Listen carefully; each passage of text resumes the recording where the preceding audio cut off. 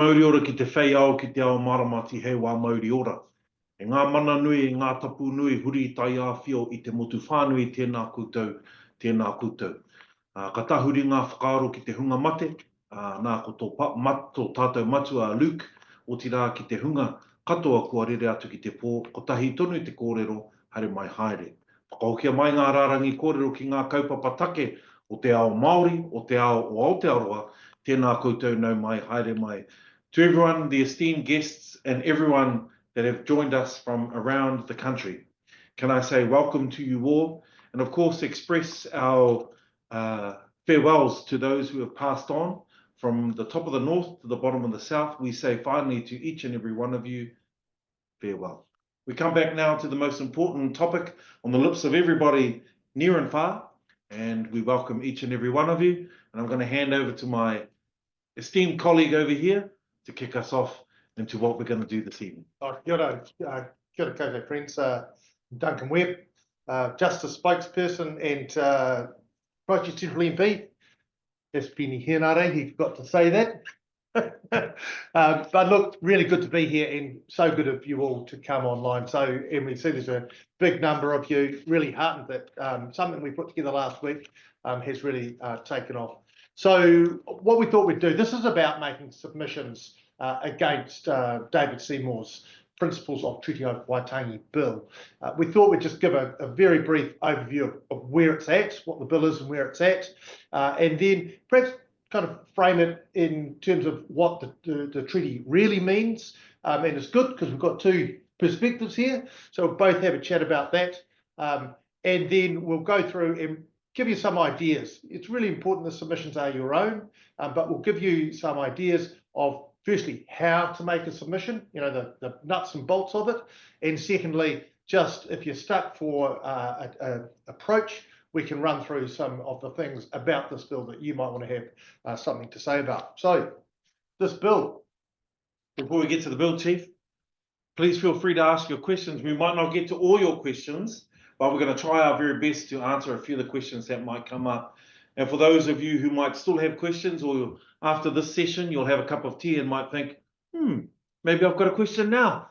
You can approach and contact your local Labour MP on social media, or of course, for those who know where we are based and can send us an email, our names, for example, peeni.henare@parliament.govt.nz or Duncan.webb@parliament.govt.nz.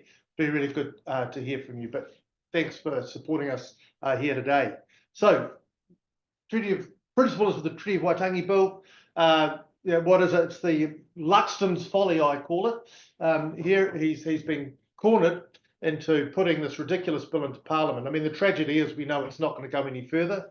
Utter waste of money, but it's really important that we have our say on this because we know that there's other interests who are certainly marshalling their resources, and we want to let people know that New Zealand doesn't want this rubbish bill.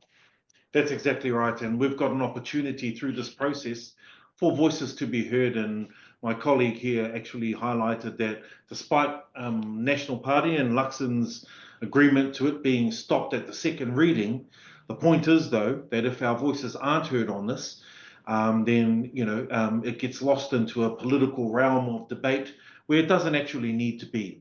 So this evening we're going to cover off a bit of the bill, and we're going to look towards some of the responses and some of the reactions to this bill that might be of help to you as we go through a submission process. And then, of course, by the end of it, we need you to know exactly how you make your submission and the process from here. Yeah, and look, I see the first question up there. Luxon said repeatedly that it won't get any further. The National Party are really feeling the squeeze on this bill, but we can take nothing for granted. So that's one of the other reasons we're here.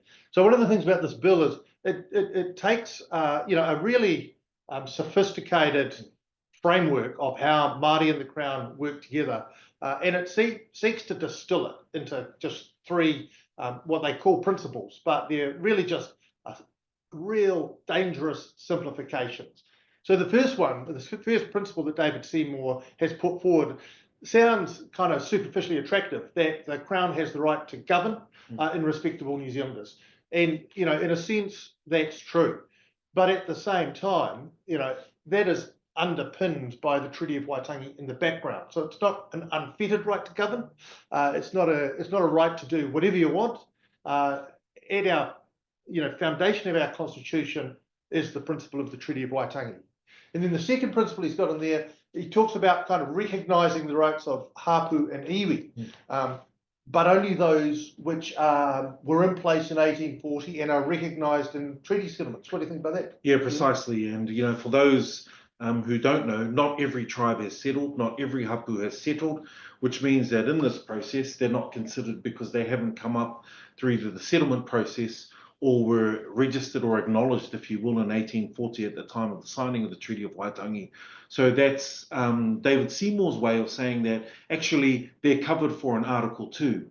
But it's not actually right, because the words in Article 2 are very, very specific towards tino rangatiratanga and the way that we look towards the management and the ownership of assets for not just for Māori, but for this whole country. So I can say right now that with respect to this particular principle within the bill, it's both contradictory to Article 2 and Article 3 of equality, if you will, for the Treaty of Waitangi. So straight away we see problems and enough questions in here to say, well, hold on, what exactly is it that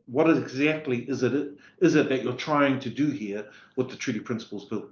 Yeah, and of course you mentioned article was principle number 3, which talks about sort of absolute equality before the law, and it again sounds simplistically true, but at the same time,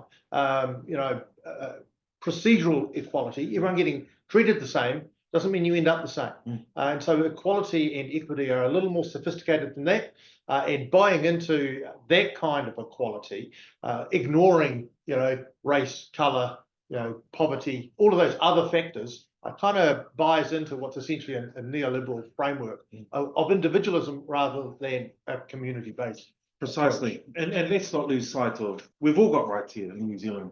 That's why we pass things like the Bill of Rights and other matters that make us equal, if you will. And my challenge in this space is always the same. Of course, we are equal in the eyes of the law. But the fact remains is that equitable challenges over many, many years means that process for two very different people through the same law isn't always the same. And that refers to the historical challenges that have come about because of te tiriti o Waitangi, or the lack of honouring te tiriti o Waitangi. Kia ora. And I see Deontay has got a question there just about how to submit. We'll get to, I'll answer it now just whilst it's there, about using a template submission. I guess there's kind of the best gold standard submission down to the kind of one that doesn't get read a great deal. The best one is one in your own words. And we'll talk to you about how to do that a bit later on. If you're going to use a template, use someone else's words and send it in, it'll still get read, but often it's kind of read and moved on because we see, sometimes hundreds that say the same thing. And of course, if you're just going to kind of have a bundle of submissions that are identical, we see a lot of postcard submissions, for example, they're not very persuasive. So please make your own submission. But back to the treaty, I was reading, and every time I do it, I get something new. And I only read the English version, of course, because I can't read and throw. But I was reading the treaty again today, just for this. And I was reading the preamble, which is actually really interesting because it sets out it's the why. So in this, there's a really interesting question. From a Crown perspective, I can understand why Hobson wanted the treaty signed. There were British settlers and there was a bit of hoo-ha going on, bit of trouble being caused, and the British Crown's reputation was falling away. And of course, they had colonists who were like, well, we would like to have some rules about how we settle and so on and so forth. That's my iwi's version. What's your iwi's version? Yeah, look, and the evidence was heard through the Waitangi Tribunal, and many tribes have made the very same claim, which is, at the time, Māori were obviously the biggest landowners, obviously the biggest controllers of resource, and the largest population.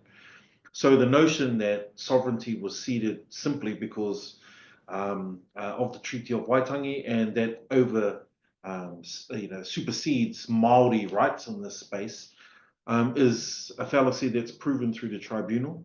But also history paints that very, very same picture. So In the meantime, though, since then, we've worked as a government and as a country to navigate a way forward that continues to look after everybody's rights here and recognise Māori rights as identified through Te Tiriti o Waitangi. So, it's not a perfect process. No. It's an imperfect one. No, I guess that's the other thing, right? That we look, if you do read the English version, you might fall into the trap of thinking, well, why do we need the principles? Article 1 uses words that, I'm a lawyer, are pretty familiar. Cede absolutely sovereignty, right? And yet, if you're, the Māori at the time, tens or hundreds of thousands of people in New Zealand, settlers, 5,000 or 6,000, it seems a strange bargain to cede absolute sovereignty, and yet the Māori version uses quite different language. Yeah. You want to talk about that? That's right, and the language is quite clear. It's Kāwanatanga, and it is about governance here. It's about making sure that, as you mentioned at the beginning of our kōrero tonight, that for those as settlers were coming in, as settlers were looking to call Aotearoa home and New Zealand home, it was about, okay, so we've got a situation where our village, our pa, our tribe, our sub-tribe are all settled up. We're settled insofar as we've got our systems in play. We know what's going on. We know who the chief is, if you will. And then we're saying, well, a Kāwanatanga principle allows for a model of, if you will, governorship, Right. Governance. And Kāwanatanga, at the time, not a word well known in the Māori language. In fact, adopted from English. That's exactly right. It's a transliteration. Kāwana, governor. Kāwanatanga, governance. Yeah. So, and then of course we've got Article 2, which talks about preserving for Māori what belongs to Māori in a loose sense. And the English version is kind of property based, isn't it? It uses a frame, something like lands, forests, fisheries, and other properties, or something like that. That's exactly right. Whereas for Māori, the words used were a specific tino rangatiratanga, which is self-determining. And that's very different to just simply, you're an owner. It's about an ability to continue to utilize those assets and those resources towards the self-determining nature of you and your tribe. And the words are also vague insofar as it says meo koutou taonga katoa. And it's already been proven through court and also through the tribunal that taonga, loosely translated, is treasure. Yeah. Now, your treasure might be slightly different to my treasure. The translation's tricky, right? Because it's not like, you use the word taonga because you didn't know the word treasure. It's a different concept. And the idea of swapping ideas between languages, it's a cultural interface. It's more than just words, right? That's exactly right. And, taonga, for example, it was argued successfully by Māori in the past and recognised by the government through the Māori Language Act, that taonga was considered, Te reo Māori was considered a taonga, a treasure to our people. And I guess that's the other thing, right? If you're talking about that, and we had the radio spectrum case, talking about the right to, have part of the airwaves, and one of the reasons we need principles is because things change and move, and meanings move and society moves. The words might be 1840 words, but they've got to adapt. So we've got to look at the underlying spirit too. Agreed. And that's the evolution of an imperfect system, but one that continues to evolve into, a journey of this country. Yeah. And then a lot of people kind of slip off Article 3, which in the English version talks about extending the rights and protections of British citizens, the Queen offering those or extending those to her new Māori subjects.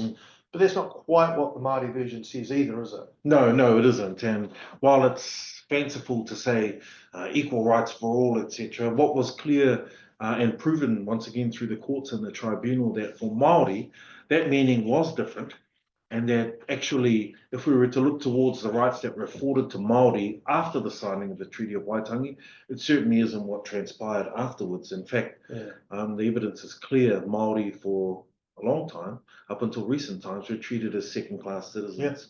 And I mean, in my speech, I ran through some of the, and I did a little bit of research, the appalling legislation, that Māori was banned from Māori schools. Yeah. Te Honga Suppression Act, traditional Māori healing and practices were made criminal, That's exactly right. And through a litany of legislation and government policies, Confiscations, the lot. that's exactly right. And that's why it's fanciful for the likes of David Seymour to say, well, what's wrong with all of us being equal? Well, this is where the challenge comes in, right? Yeah. I suppose if you hold someone's head under the water for 20 minutes and then say, we're equal, let's have a race. That's not a good example. No. But look, and so I guess that's why we need principles, right? It's a historical document. There's different versions. It's a treaty between two people from a long time ago that's got to adapt to modern circumstances. And David Seymour's come up and he's dreamed up these 3 simplistic principles of his own. And I don't think you can actually pin down the principles for all time. But a kind of working definition of what the principles are now, or some working ideas. What do you think?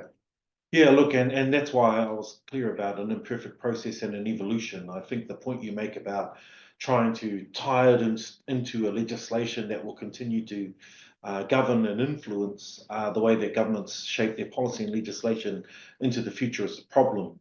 And court rulings and the history of these matters through the courts have set out a way forward for us. It's not the perfect one, but it's one that certainly worked reasonably well up to date, and will continue to evolve into the future. Setting it purely in stone in legislation is where we'll fall into problem. Yeah, I mean, again, and it's really useful to come at it from different perspectives, and I do come at it from a kind of legal perspective, looking at some of the case law on it, the famous, state-owned enterprises case, and it strikes me that the kind of foundation stone of it was a kind of a duty on the part of the Crown to act in good faith and in partnership, right? To kind of stop being the oppressor, if you like, and start being having a positive duty to protect, promote, and uplift Māori interests. Yeah, that's exactly right. And,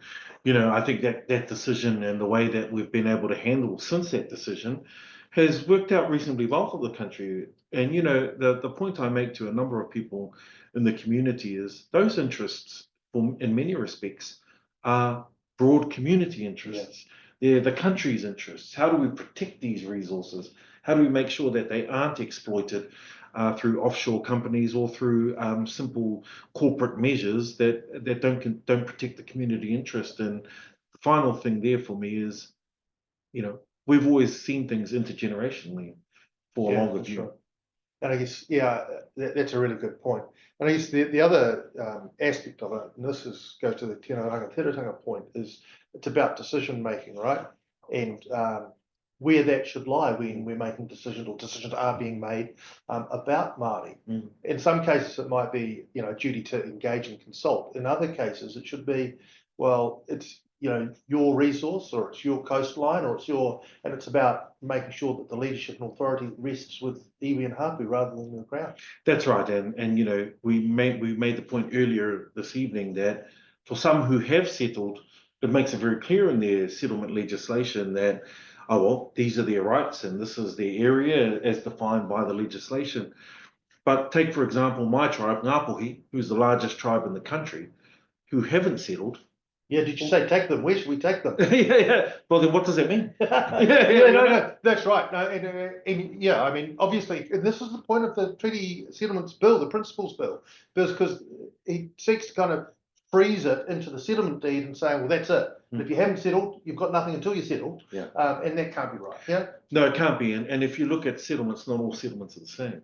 You take the first Waikato Tainui settlement, that was strictly confiscation. That's why it's called the Raupatu settlement.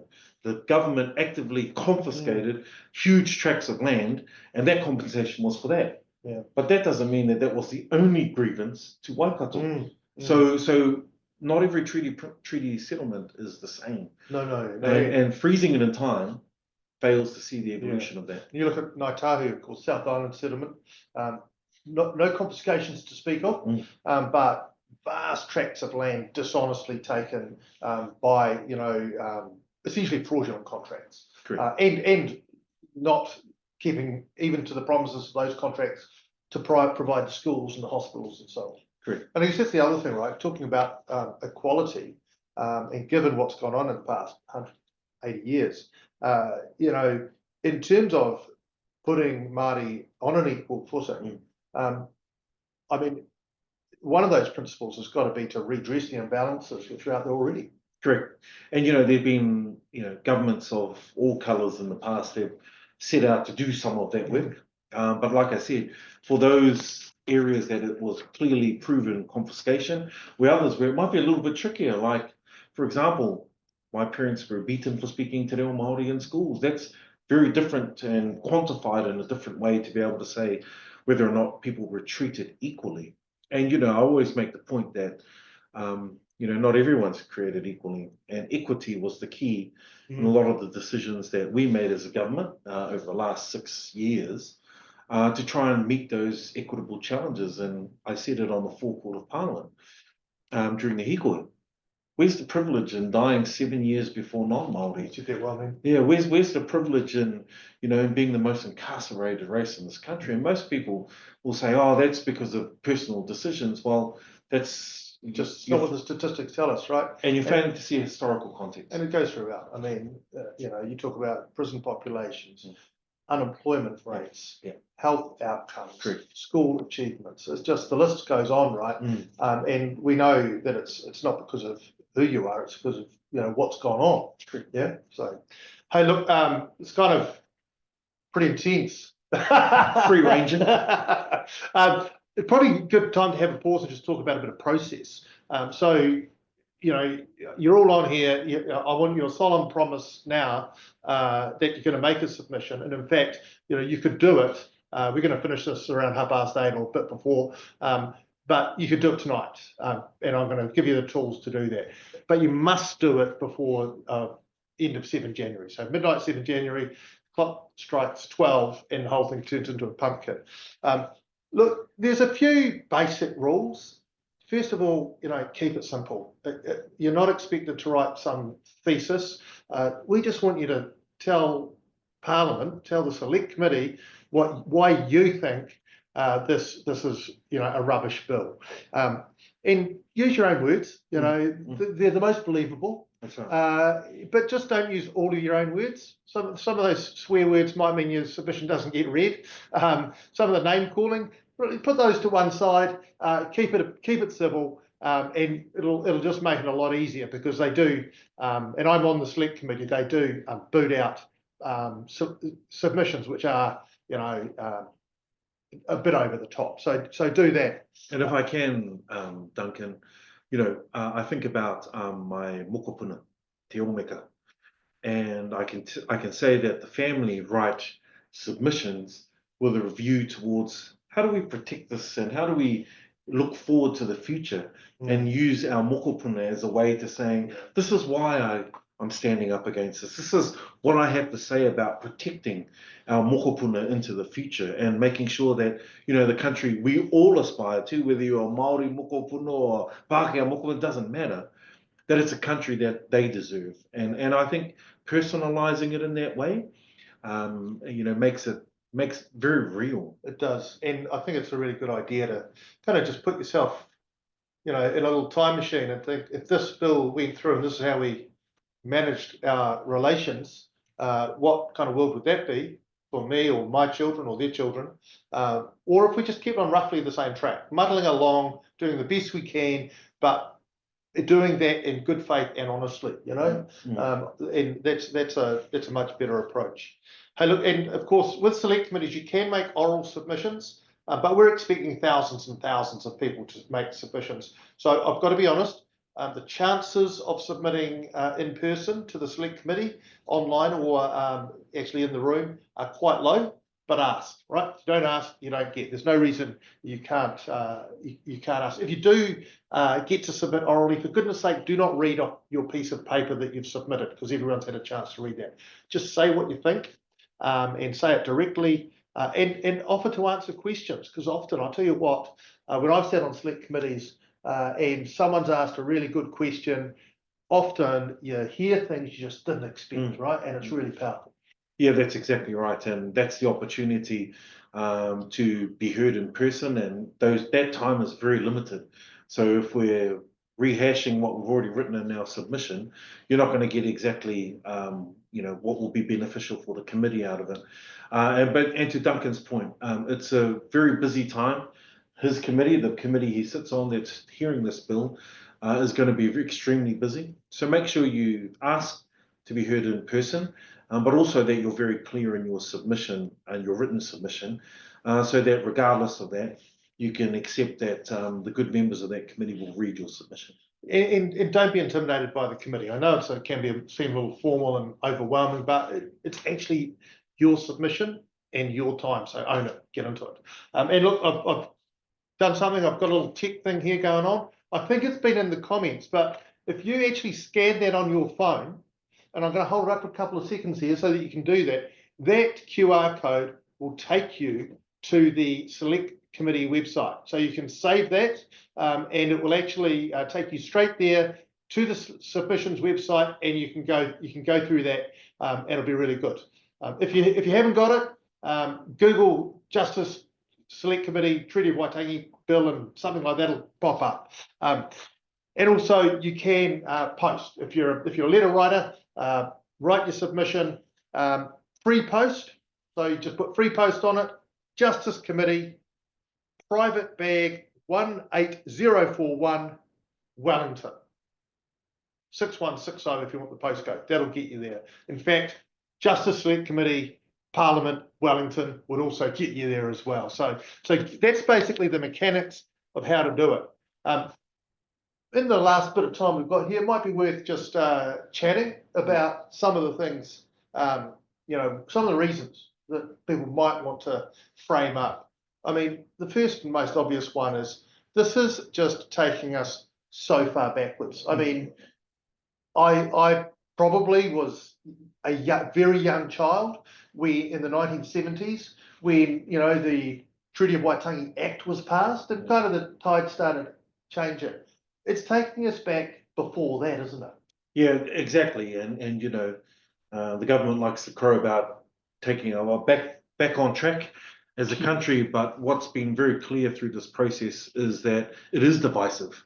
And those words in your submissions are well accepted, and you can be quite clear about the fact that it is divisive and why. And so, you shouldn't be scared to be firm in your view on that. But the more direct that you can be, instead of sort of waffling around words, I think the better it will be in your submission. I mean, I think it's really important to note this, that it actually does the opposite of what the Treaty of Waitangi does in either version. It doesn't respect the rights of Māori. It doesn't respect tino rangatiratanga. So it actually goes, it takes away rights which the Crown guaranteed. And it's like you can't do that. If you've got a treaty, one party can't change it halfway through. Yeah, that's right. And look, you spoke about the 1970s, great decade, by the way. I was born in the 1979. So you didn't know that he was Duncan. So it's a great a point to make, because the principles that were discussed and often used in policy decision making since then are simply thrown out, and it's sort of wiping the slate and totally ignoring court decisions, policy decisions, moves that have been made in the past to improve improve on the promises that were made through Te Tiriti o Waitangi. Yeah. Michael's asked how many days for post. God knows. I would allow a good 10, to be honest. So get underway. I think it's 21 calendar days until submissions, especially during Christmas time. Yeah, that's the thing, right? And the other point there, I think Katrina's asked a good question about our international reputation, and I guess there's two aspects to that. You only have to go and look at some of the international news and see that the kind of racial disharmony we're seeing right now, the friction, is making international news, and New Zealand actually was seen to be at the forefront of how to manage relations between Indigenous people and the Crown, and now we're going backwards. That's a really good point. And we were Indigenous peoples around the world just come to New Zealand to see what we're doing in education, health, and all these amazing spaces that continue to promote our country and the well-being of our country. And it is taking us backwards. And there's no, you need look no further than some of the major news outlets, Al Jazeera, BBC, Yeah. all of them have absolutely reported on the challenges that this government is putting towards this country. And the negative impact it's having on particular on Indigenous people. Yeah. Someone's asked whether you can use images in your submission. Use whatever you like. Send in a video if you like. There's actually no real constraints around that. If you've got a cartoon that says it all, go for it. So honestly, do what suits you. I guess one of the things that really gets me about David Seymour's bill is that it seeks to kind of distill what's a contract, a treaty, compact between two peoples into something that's kind of a contract of rights, of individual rights. So it takes kind of something about groups, about communities, and turns it into something about individuals. It's really invidious. Yeah, that's exactly right. And it is that kind of, I'll say it up front, right-wing agenda of individual nature, individuals and community, whereas what we're saying here is that's not the case. In fact, we live in a country that is far more inclusive than that, and make sure that we look towards the way that we protect all of our people here. And I don't say that loosely, I mean all of our people. Yeah. We're quite clear that Te Tiriti o Waitangi will continue to protect resources for everybody, continue to protect our communities and our country moving forward. And in particular, the recognition that these kinds of bills will erode Te Tiriti o Waitangi in the view that corporates around the world can see New Zealand as an easy target. Yeah, and right. I know we're specifically talking about a treaty principles bill, but in recent times, we're talking fast track bill, we're talking resource management. All these things are important to the debate around Te Tiriti o Waitangi. Yeah. Couple of little questions in there. Absolutely, you can submit in Te Reo. No problem there at all. They get translated for people like me who can't read very well in Te Reo. And again, if you wanted to submit orally, if you get the chance in Te Reo, that's fine, absolutely as well. In fact, it's a good thing, right? It's absolutely fine. I guess just moving on from that, try to put in legislation stands still, right? The relationship between Crown and the Māori doesn't. And so, one of the dangerous kind of things is just trying to freeze the relationship in legislation when a treaty between, a treaty of that nature between the Crown and Māori is a kind of different kind of thing. Look, and you'll be able to, with your law lecturer hat on and a good understanding of that, the simple fact that, through the treaty itself, and we've already spoken about the two different versions, that vast majority of Māori signed the version, Māori version, well over 500 signed that version, and only a small number signed the English version, continues to make the argument that, okay, so which one has preference? How does that particularly relate to the lawmaking that might come from the Treaty of Waitangi? And what does that mean for today? And that's your point about if you freeze it in time with a rhetoric that continues to ignore the historical past, if you will, you'll get a worse product moving forward. And I think that's what the challenge is. And I don't know if you've got any view on that whole. Well, I mean, both in law of treaties and in domestic law, if you use language that someone else can't understand, it's the stronger party who's got an obligation. And so in this situation, international treaty law would say it's the Māori language version which should be dominant. They're both authentic versions, but if there's a real, if there's a toss-up and they can't both lie together, then we've got to look to the Māori version for the dominant guidance. And I guess, you've made this point really gently, actually, Peeni, so far when you've talked about that it's for all New Zealand. But if you think about, some of the difficulties we have in our society today around poverty, around crime, and some of those things, if we actually follow the real principles of the Treaty of Waitangi, those inequalities are going to be addressed, right? That's got to be better for everyone. Yeah, correct. And if we look towards, you've mentioned them, partnership, redress, sorry, those are just very simple principles on let's sit down and solve these problems. Boiled down, that's what that means. And the example I'll give very quickly is Te Aka Whaiora, the Māori Health Authority. For too long, those inequities and disparities in health just simply weren't being addressed through multiple iterations of government, through multiple policies and legislation. So you've got to try something bold. You know, it's that, what's it? The explanation or of insanity. You keep doing the same thing. You know, if you keep doing the same thing, it's not going to work. So you've got to do some things bold. And, you know, I'm of the firm belief, having been one of the key architects of Te Aka Whaiora, was that was something bold that would turn the dial on those inequities. And until you address those inequities, we're going to have consistently going to have the same debate. Yeah. Hey, look, we've had a number of questions about the Regulatory Standards Bill, but we're not going to talk about it tonight because that's not what we're here for. But I will just say what's being consulted on in respect to the Regulatory Standards Bill is what the bill itself should look like. There's no bill out there yet. No. So don't panic. It's not before Parliament.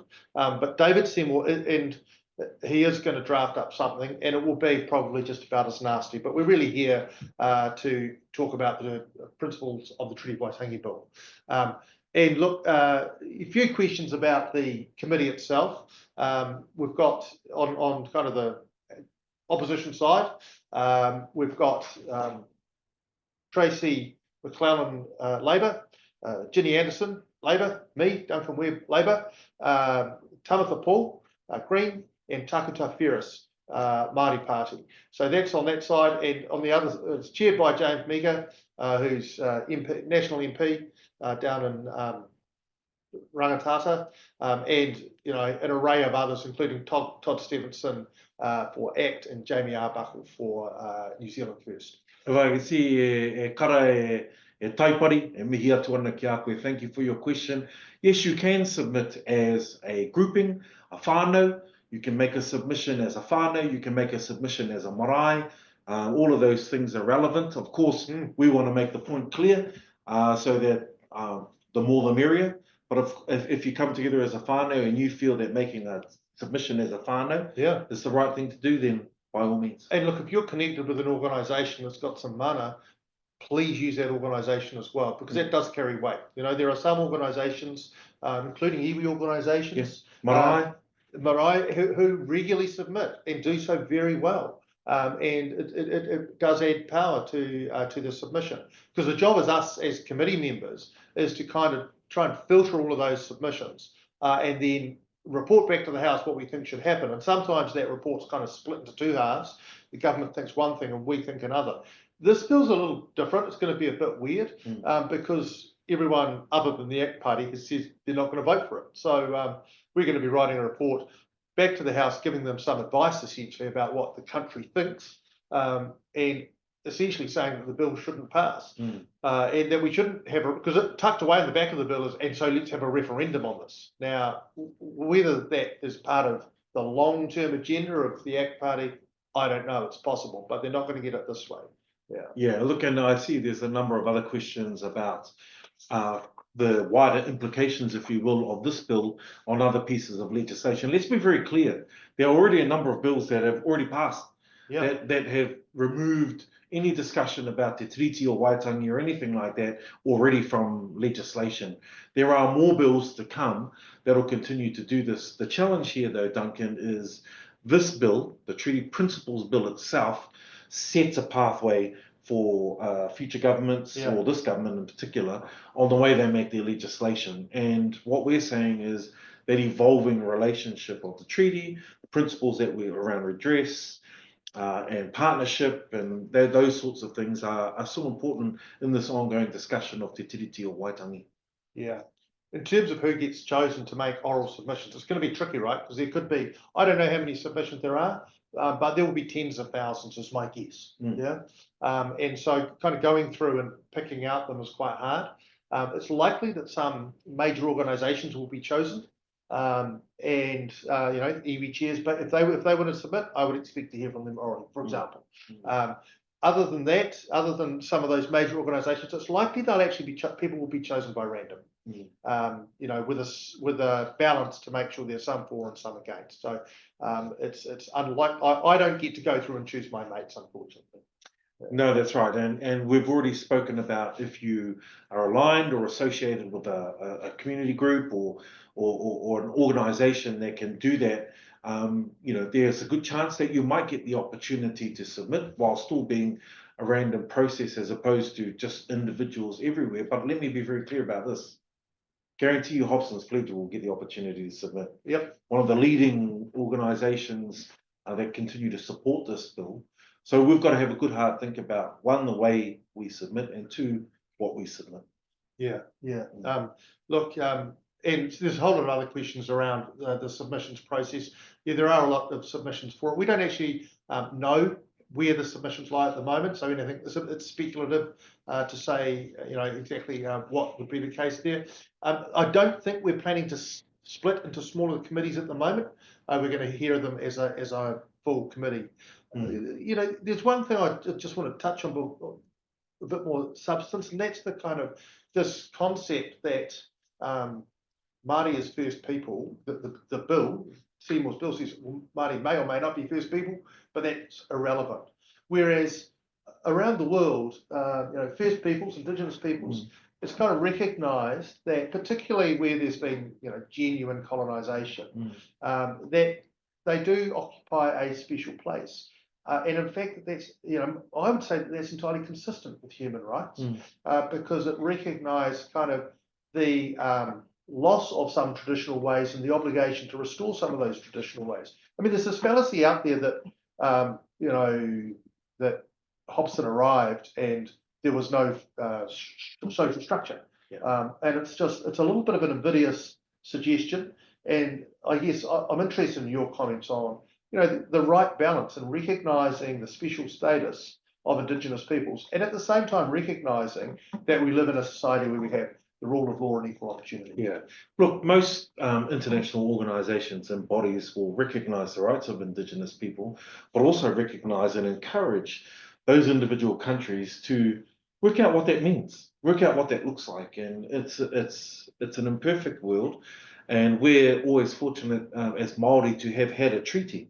Many other Indigenous peoples haven't had that treaty, or haven't had a treaty or an opportunity to at least even be engaged in the conversation. And, you know, I said earlier that Māori have always been at the forefront of Indigenous rights, and we're seeing this even more and more so over the past 2 or 3 decades, where Indigenous peoples around the world are mobilising to say the wrongs of the past aren't right.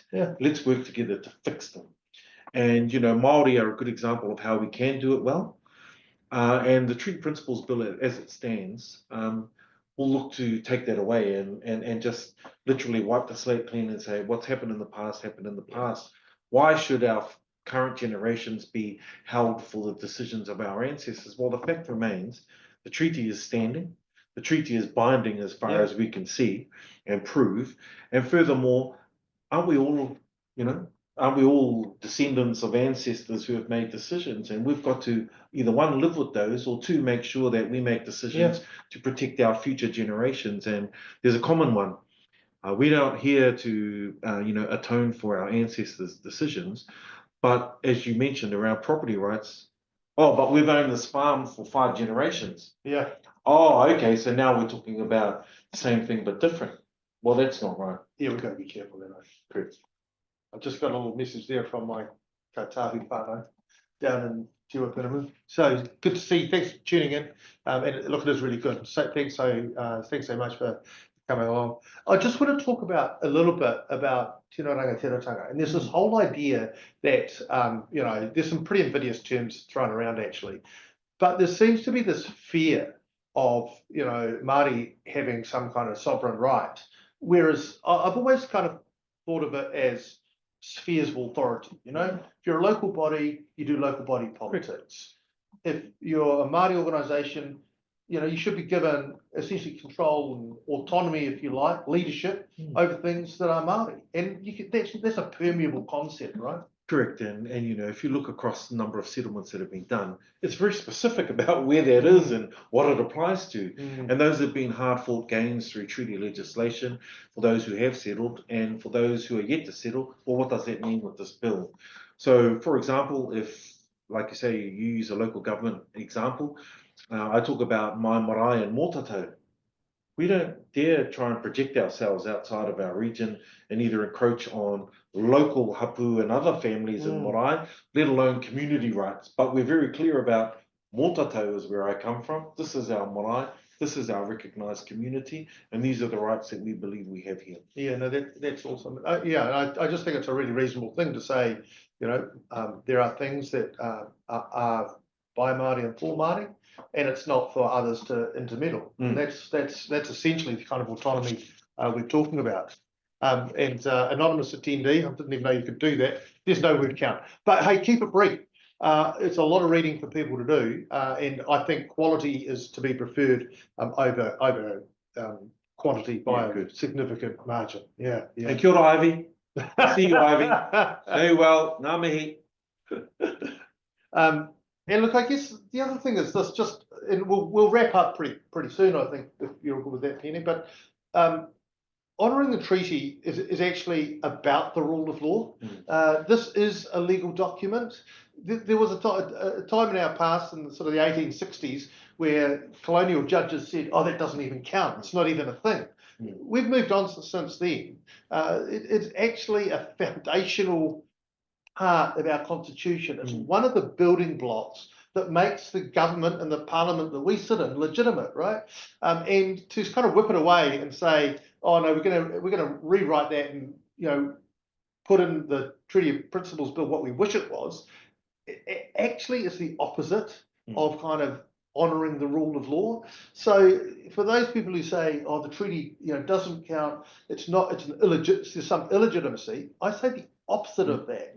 That doing what's right, taking a legal, a good governance, and a good faith Crown approach to the treaty is actually about recognising obligations that were created all that time ago. And the term used in that original decision was it's a nullity, right? Like basically just it's nothing, don't worry about it. That Bishop of Wellington. That's exactly no names. No names. But you are right, and we've built in this country a strong body of case law that has looked at all aspects of life in New Zealand with a treaty lens, and it's cast a really good moderating view, if you will, about what that means as a country today and into the future. And I think what's so terrible about this bill is it continues to ignore all of that evidence. It ignores the things that have been well fought for, and I'm going to use the word fought for. The march and the hikoi is one thing, but let's be very clear.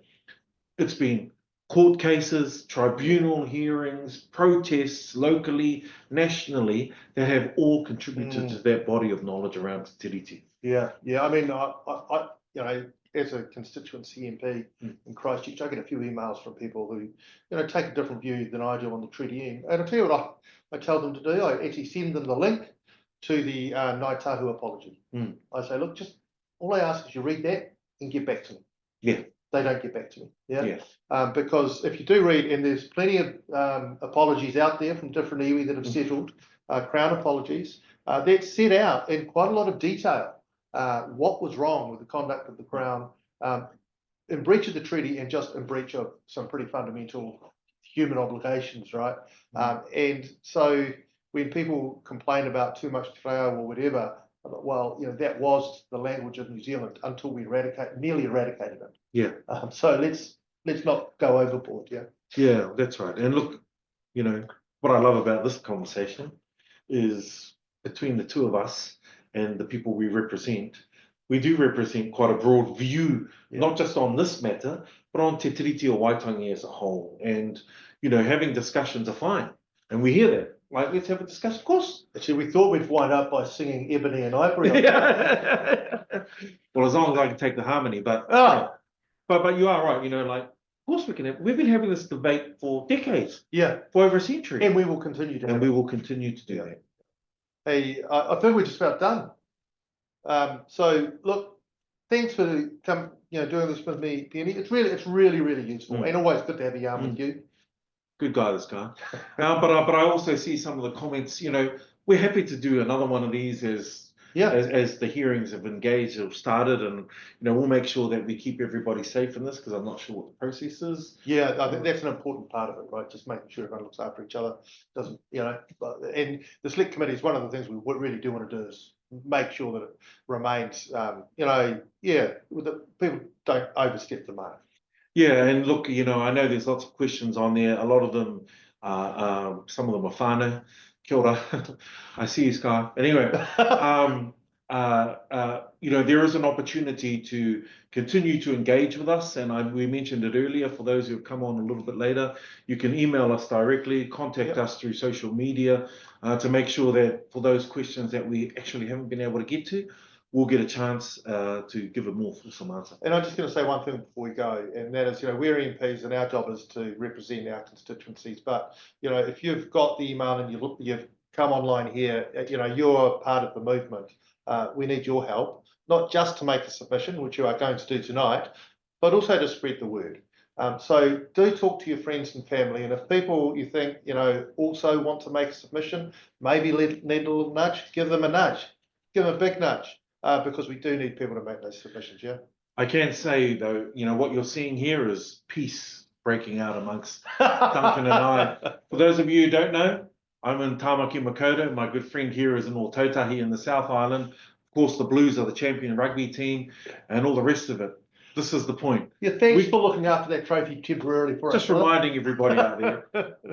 But this is saying we come from all walks of life. It's saying that we want this to be inclusive, and the nudge that Duncan talks about is about having conversations with your colleagues, giving them a nudge to say, look, the submission process is really simple. So let's get on board. We'll hold up the QR code again soon so those can take another picture and make sure. If you can't click on the link straight away, just screenshot it or take a picture of the thing, and then you can get back to it again. Yeah, so that's it there. So there you go. But look, so good. We thought we might get. Actually, I'll take my finger off that just in case that. But we thought we might get 70 or 100. We've got hundreds of people on this line. So if you're wondering how many people are here, there's absolutely hundreds, which just goes to show you how important this matter is to everyone. Yeah. So there you go. Kia ora. Awesome. I see a question there just about the hikoi, and I know we're winding up very shortly. A big thank you to whānau right across the country who supported through the hikoi, whether it was in your local area or you actually made it to Parliament, tens of thousands of people coming. It was a special occasion, and my only reflection, and I want to hear your reflection, was it felt multi-generational. It felt with a purpose and a view towards the next 100 years, that it was about family, it was about our mokopuna and generations yet to come. It was amazing. I was walking to work and walked through Waitangi Park just as it was gathering. And I've just, I've been to a lot of protests, and sometimes it has a slight edge to it, right? But that one didn't. People were just milling around, making cups of coffee as they got out of their cars. And then when I joined it later on in the day, it was powerful. Don't get me wrong, it was powerful, but it was powerful in a strong but redemptive way, right? And it was a march, the likes of which I'll probably never be in again. I've never seen anything like it. It was quite something. Ka pai. Look, if it's all right with the whānau out there, I'm going to offer a small whakawātea just to end, at least for my part, but then hand back to Duncan just to finish off our kaupapa this evening. So my small whakawātea goes like this. Tahi a te marae whakaro kua huake nei. Kia umutu i ngā o kia whakairihi ake ki te tāhuhu kōrero o tō tātou whare e tū nei. Let us bring together all of the thoughts of those here. Let us emblazon it and make it stronger and cast it to the speaking roof of our house for each and every one of us. Turu turu o whiti whiti whakamaua kia tīna, haumi e hui e, tai ki e. I can't beat that. Kia ora, friends.